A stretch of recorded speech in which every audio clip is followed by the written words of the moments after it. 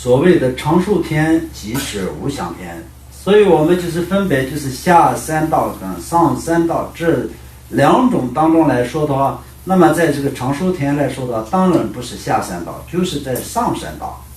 但这个来说的话，就是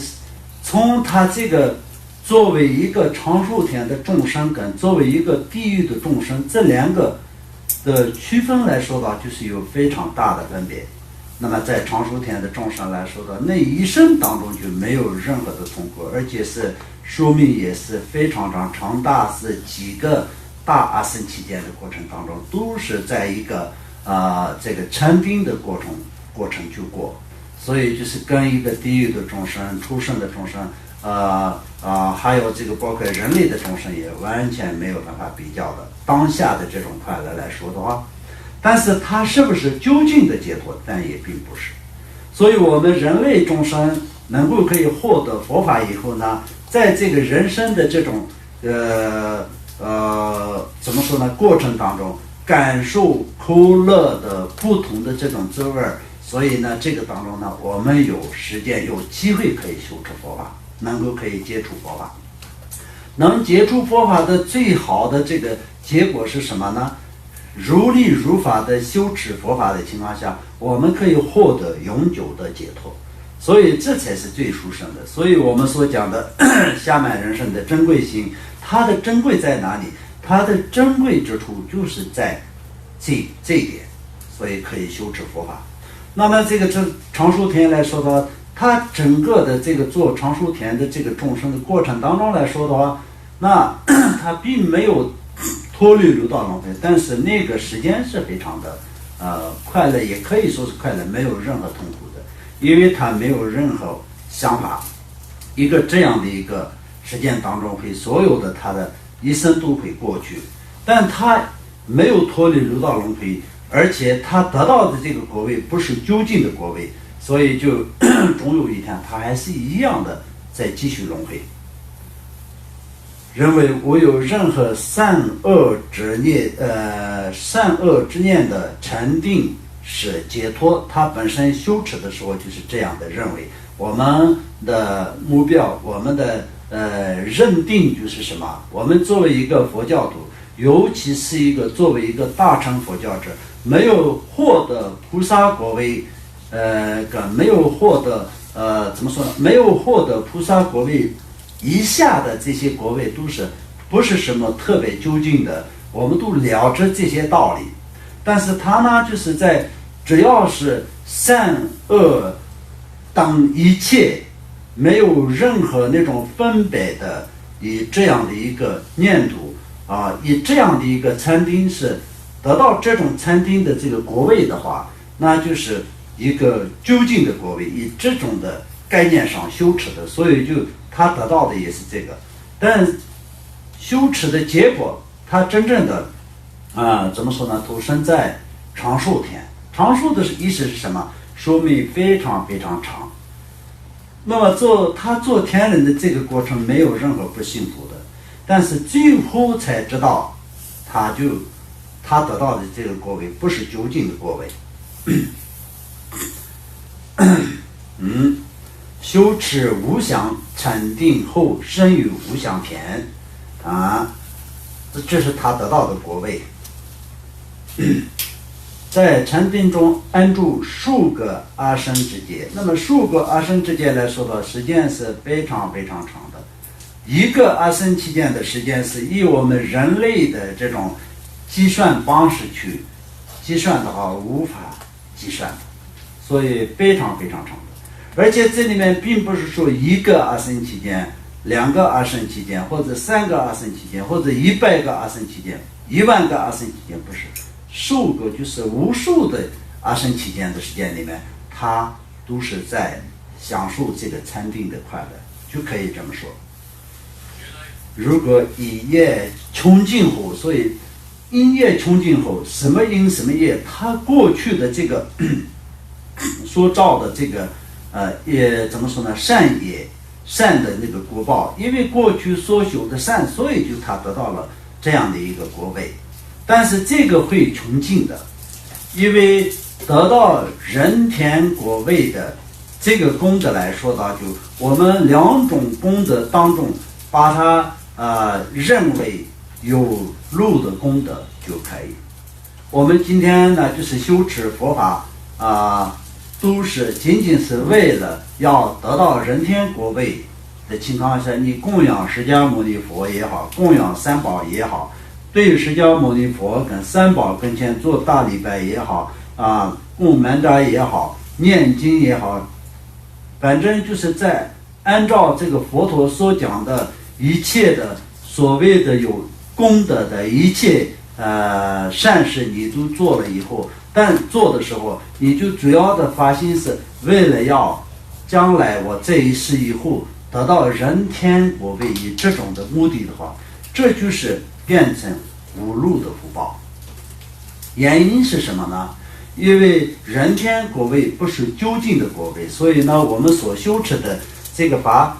是一样的，你做大礼拜也好，供养也好，布施也好，这一切都是按照佛陀的教法进行，但是你的法心呢并不是正确的，法心没有按照释迦牟尼佛所给我们讲的按照他的教育而行持，所以呢我们的法性的方面不正确，我们的真正的目的的方面不正确，所以我们得到的果位是人天果位。那么在人天果位的这个部分来说的话，就变成是有漏的那个功德，可以这么讲。我们应该所需要的这种发心是什么样子的一个发心呢？我们就必须得要知道，我们是为了得到究竟果位。究竟果位是什么？为了得到佛陀果位。为什么要得到佛陀果位呢？为了一切众生。这就是我们大乘佛教的菩提心的发心，而且是非常如法的最殊胜的发心。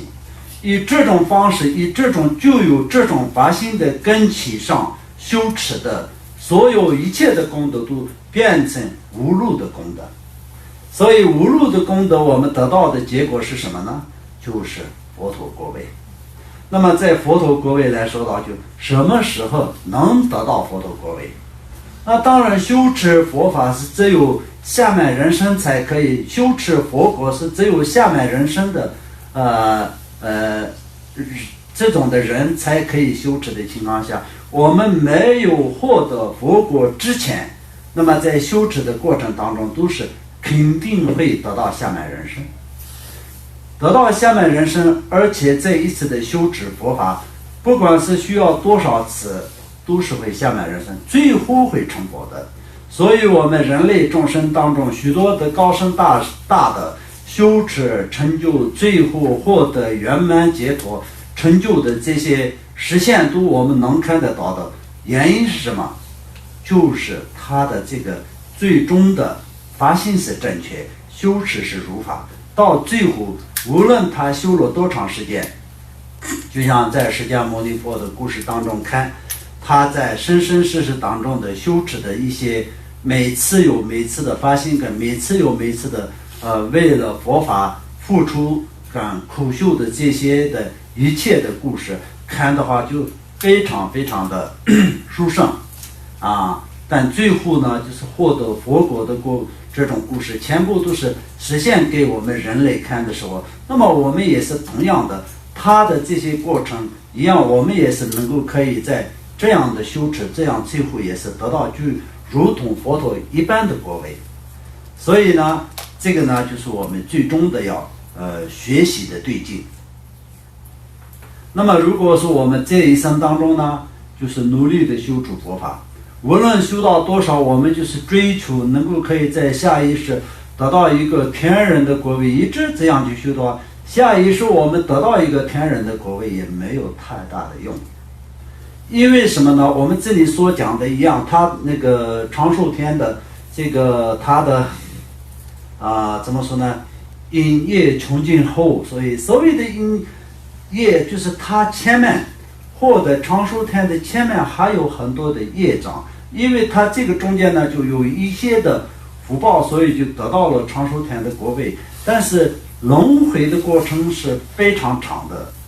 所以那个之前他还有很多的业力，所以他把善的这个功德穷尽了后，他还有更多的这个恶的业力，那么他就直接会堕入善恶趣。所以佛陀成佛了以后，也是有些业力没有清净，所以他还是要感受这些业的痛苦的原因都是这样的。但是呢，就是在自从修持佛法以后，那么就是不断的就修持佛法，坚持到底的情况下，会获得佛果的时候，过去有再多的这种业力的话，也是感受的时候呢，就是非常轻的去过去了。就像那个释迦牟尼佛当初在那个造的业，然后后来成佛以后，他就是头痛或者是这些很轻易的去过去一样的道理。但是业跟怎么说呢？善跟业的这两个果报是不会消失的，任何一个时间都不会消失的，只能自己感受，也没有人代替你感受这些业的怎么说呢？果报。那你的一切功德也不会被任何一个人拿走，只是你自己可以感受。但是我们最终这里也是可以要知道的一件事情是什么？坚持是生生世世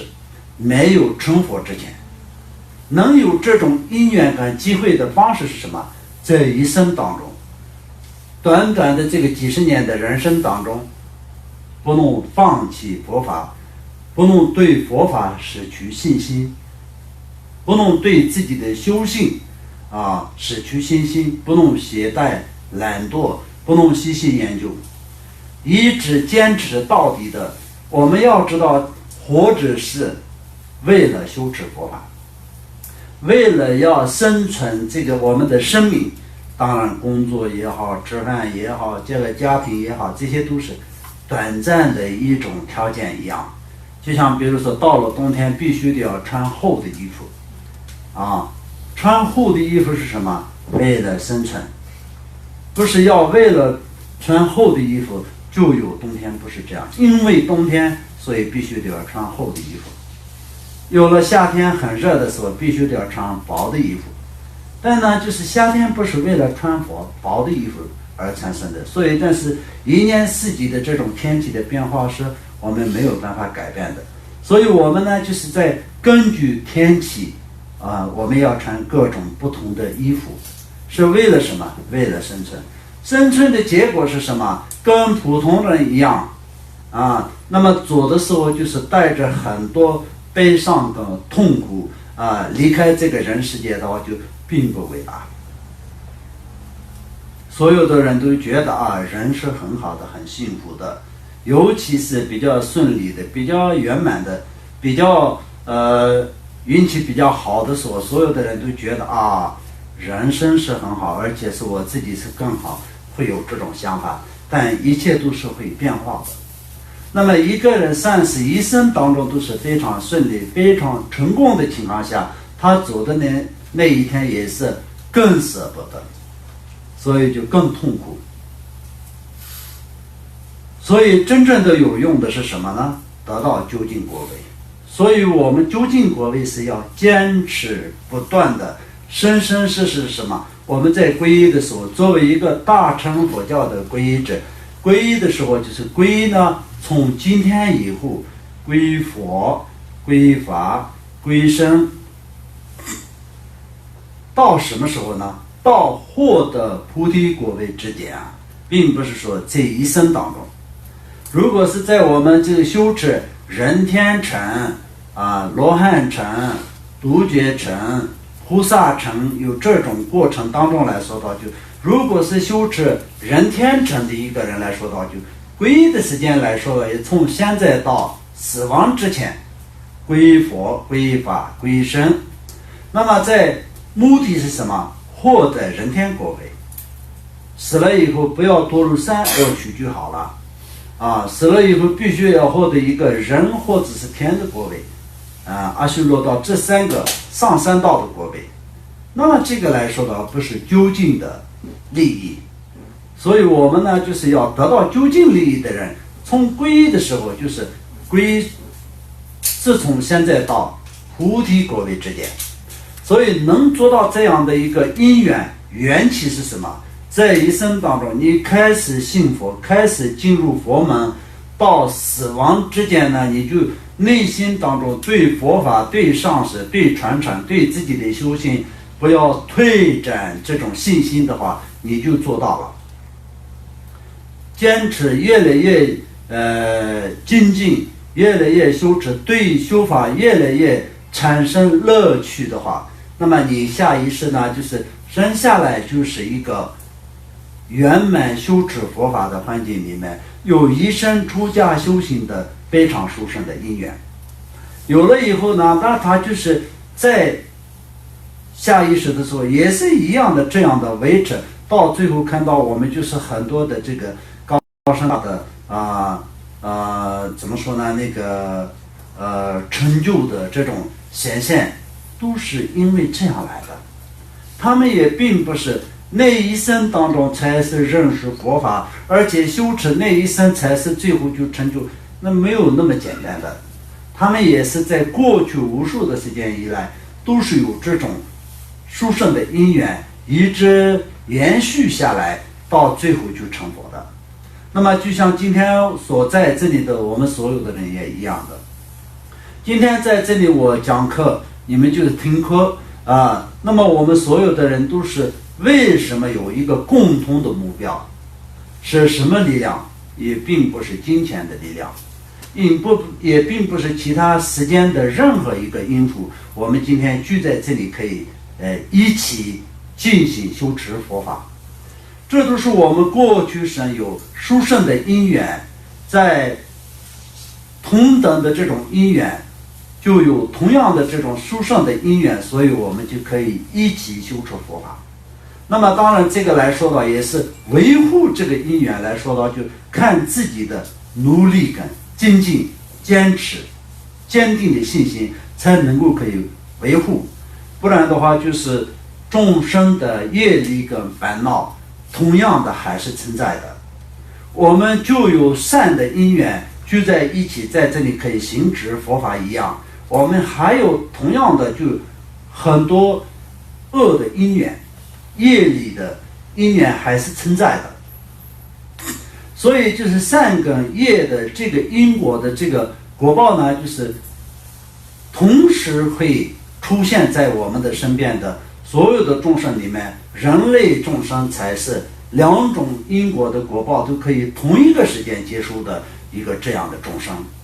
那么如果是在一个地狱的众生的话，根本不需要感受任何过去善的这个果报，不会有任何一点点，就像一刹那中的时间的一个幸福都不存在的。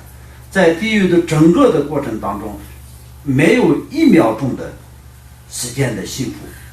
都是在痛苦，完完全全感受业的果报。恶鬼也是同样。那么在人类来说的话，就也可以感受善的果报，也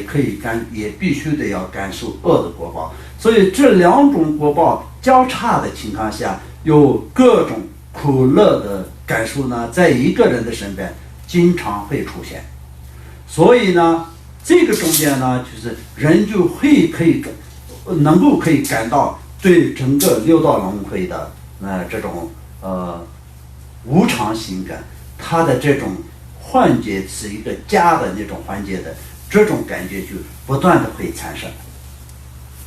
一切的幸福是会感到无常的时候一切的痛苦会感到非常的怎么说呢，那个可怕的时候，那我们才可以这个中间得到对佛法的一个信心。那么对佛法有了信心以后，可以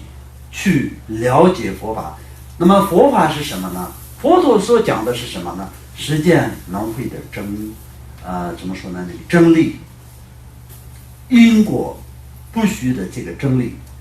所以呢，真理就是有真实的力量。所以我们可以学习以后呢，真正的我们自己的内心可以调伏。内心是本来众生的内心是非常尖锐的一个刀一样的话，它可以把它改变成柔软的啊，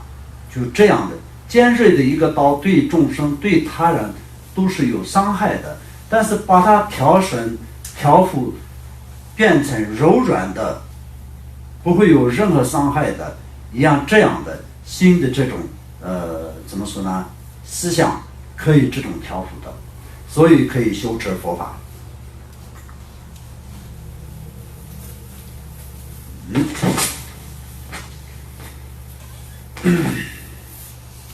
哎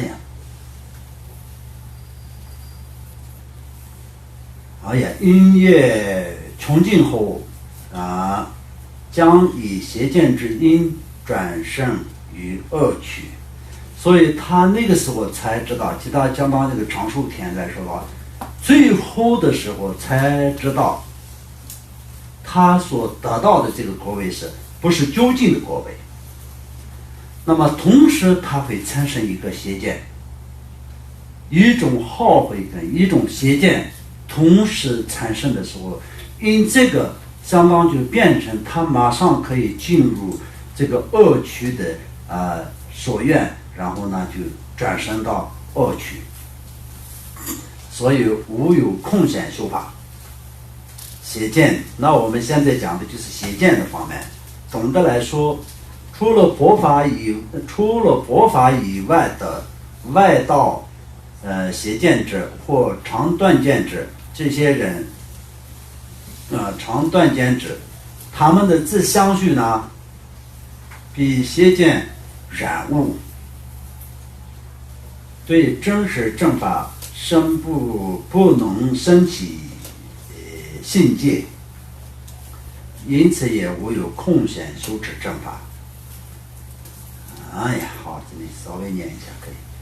在藏地因五经第二佛莲花生大师曾嘱咐护地母12尊，守护西藏。护地母12尊是在西藏跟尼泊尔之间的怎么说呢？底圣就是有12尊女性的这个护法，所以这个呢，就是曾经莲花生大师从印度，然后就经过尼泊尔到西藏的过程呢，他降服了成为了护法，而且呢，就是给他们的任务来说的话，就是不能从那里任何一个外道进入藏区的，也这样的，就是他们的任务就是交给他们这样，所以就他们就守护了西藏，所以就是有一种传说呢，就是怎么说呢，不能以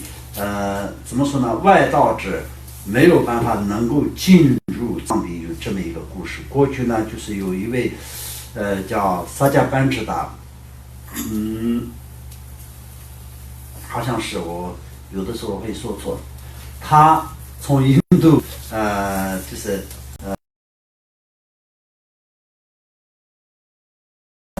怎么说呢，那个外道者，当初是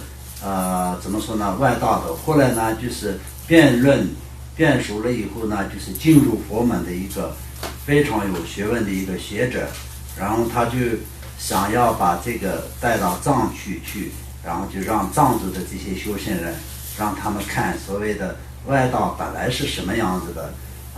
那么就他带来的时候呢，到了那个地方，到了刚刚那个就是有12尊守护母的那个地方的话，他就在他们在那里就是过夜的时候呢，他就想起，因为曾经可能是莲花生大师以这边把这个相当就是12守护母交给他们的任务呢，就是外道者不能进入西藏，所以他现在他虽然是不是外道的，已经是进入内道，但他本身是外道者，所以也许可能会有障碍，他就这样想。然后他睡觉的时候，他自己的法衣盖在他的另外一个外道的这个学者的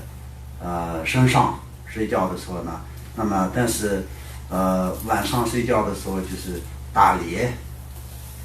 天上打猎。打猎的时候，因为他的法衣盖在上面，所以没有直接披到他的身上，但是披到他的身边然后从地下面把那个冒出来，就是他的身体上，所以就在这里就延及了有这么一个故事。那么今天这个故事也许我讲错，但是就是大概就是这样的一个故事啊。哎呀，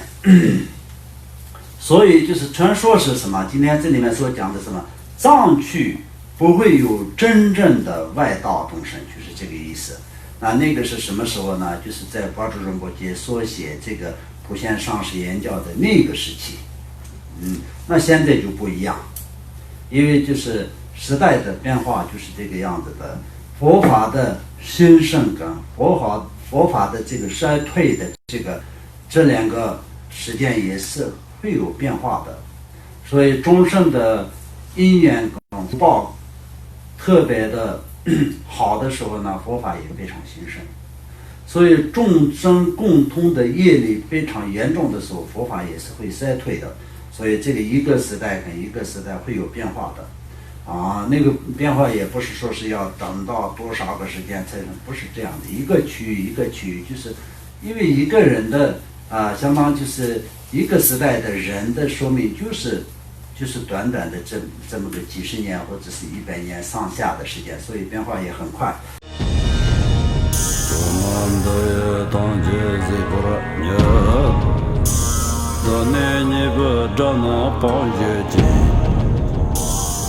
自尊做人着康中